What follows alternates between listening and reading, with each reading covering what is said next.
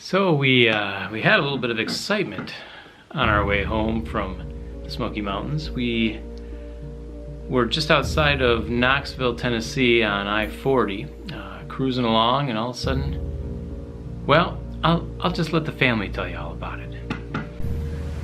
We had just gotten on the highway, headed toward Knoxville, so I was trying to find a place where we could maybe eat lunch.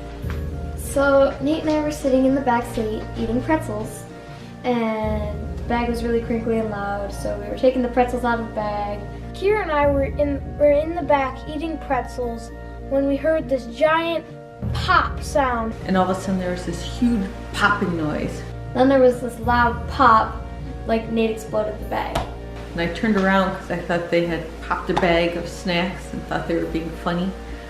But they looked as startled as I did. You'd think that's what happened, but it was really, really loud, and the bag wasn't exploded. It sounded like the carrier we had on the top just broke off. But then it sounded like marbles raining down on the sunroof, but it wasn't on the sunroof. And so then I thought something must have hit the car, so we were looking around. Turned out there was just like glass everywhere, because the sunroof was sharded. It just exploded. The sunroof had shattered. The sunroof had exploded. Luckily, the thing was closed, so it wasn't inside the car. People in front of us were looking at us. And there were people like looking at us weird because there was glass everywhere. we pulled off the highway and checked. And so we pulled off to the side of the highway and started to clean up some of the glass, and the whole thing was shattered. We went to a gas station and we cleaned off all the shards and put all the glass in a Food Lion bag.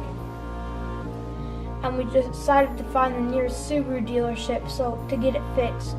So then I tracked down a dealership, a Subaru dealership in Knoxville. And we got off the highway and Troy cleaned up the mess. And the Subaru dealership said they could vacuum it up and get us on the road.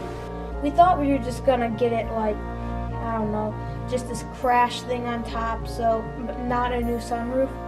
When we got there, it took us 50 minutes because we didn't want to go back on the highway. So we went to the Subaru dealership, and they said they were gonna just clean it up a little bit and like vacuum, but then they ended up being able to get us a whole new sunroof, but it was gonna take an hour and a half. And then I found a little gluten-free grilled cheese and tomato soup place. So we figured we'd walk to the Tom and Chi in Knoxville, Tennessee, through parking lots because there was no sidewalk, so we cut across a bunch of parking lots and fields and stuff. So we went to eat dinner and the place was closed for remodeling. The Tom and Chi was closed for remodeling. So we had to walk back, and we were walking through parking lots. There were no sidewalks, so it was a pain to get around by walking. So we went to Blaze Pizza, got some good food, then we walked back, and it was all good. So they fixed up the car good as new, and away we went. Walked back, and our Subaru's done. We drove to our hotel. We would definitely like to extend our gratitude to Grayson Subaru in Knoxville. They helped us out in our time of need, and they were very caring about it.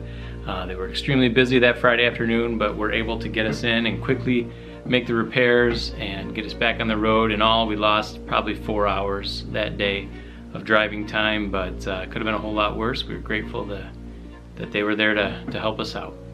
Apparently this is a thing that happens with sunroofs. Did a little research, and Consumer Reports did a study saying this has been a problem that has been occurring more and more, and the car manufacturers don't want to own up to it. And so